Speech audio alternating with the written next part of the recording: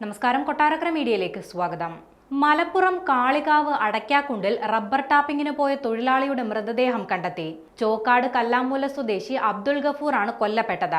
കടുവയുടെ ആക്രമണത്തിലാണ് ഇയാൾ കൊല്ലപ്പെട്ടതെന്നാണ് വിവരം. കാളികാവ് അടയ്ക്കാക്കുണ്ടിൽ റാവുത്തൻകാവ് ഭാഗത്ത് സ്ലോട്ടർ ടാപ്പിംഗ് നടത്തുന്ന തോട്ടത്തിലാണ് സംഭവം. രാവിലെ 6:30 റബ്ബർ ടാപ്പിങ്ങിന് പോയപ്പോൾ കടുവ ആക്രമിക്കുകയായിരുന്നു. കടുവ കടിച്ചു വലിച്ചിഴക്കുന്നത് കണ്ടുവെന്ന് കൂടെയുണ്ടായിരുന്ന സമദ് എന്നയാൾ പറഞ്ഞു. റബ്ബർ ടാപ്പിംഗ് എത്തിയപ്പോഴാണ് 2 പേർക്ക് നേരെയും കടുവ അടുത്തത്. എന്നാൽ സമദ് ഓടി രക്ഷപ്പെടുകയായിരുന്നു. കടുവ അബ്ദുൾ ഗഫൂറിന് നേർക്ക് ചാടി വീണ് അയാളെ വലിച്ചിഴച്ചുകൊണ്ട് പോവുകയായിരുന്നുവെന്ന് സമദ് പറഞ്ഞു. വസ്ത്രം അഴിഞ്ഞുപോയ നിലയിൽ ഏതാണ്ട് നഗ്നമായാണ് മൃതദേഹം കണ്ടെത്തിയത്.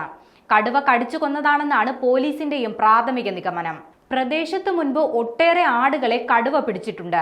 നേരത്തെ മുതൽ തന്നെ പ്രദേശത്ത് കടുവയുടെ സാന്നിധ്യം ഉണ്ടായിരുന്നുവെന്നും വളർത്തുമൃഗങ്ങളെ അടക്കം കൊന്നിട്ടുണ്ടെന്നും നാട്ടുകാർ പറഞ്ഞു. ഇതോടെ പ്രദേശത്തുള്ളവർ ആട് വളർത്തൽ നിർത്തുന്ന അവസ്ഥയിലായിരുന്നുവെന്നും നാട്ടുകാർ വ്യക്തമാക്കി. കടുവയുടെ സാന്നിധ്യം സ്ഥിരമായതോടെ പ്രദേശത്ത് കൂട് സ്ഥാപിക്കണമെന്നാവശ്യപ്പെട്ട് പ്രക്ഷോഭം നടത്തിയിരുന്നതായി വാർഡ് മെമ്പറും വ്യക്തമാക്കി. മൃതദേഹം കണ്ടെത്തിയതോടെ സൗത്ത് DFO ധനിത് ലാൽ സ്ഥലത്തെത്തിയിട്ടുണ്ട്. ഡോക്ടർ അരുൺ സക്കറയുടെ നേതൃത്വത്തിലുള്ള 25 അംഗ സംഘം ഉടൻ കാളികാവിലെത്തും. സ്ഥലത്ത് ക്യാമറയും കൂടും സ്ഥാപിക്കാനും തീരുമാനമായി. കുങ്കിയാനകളെ ഉൾപ്പെടെ എത്തിച്ച് വിശദമായ പരിശോധന നടത്താനാണ് അധികൃതരുടെ തീരുമാനം.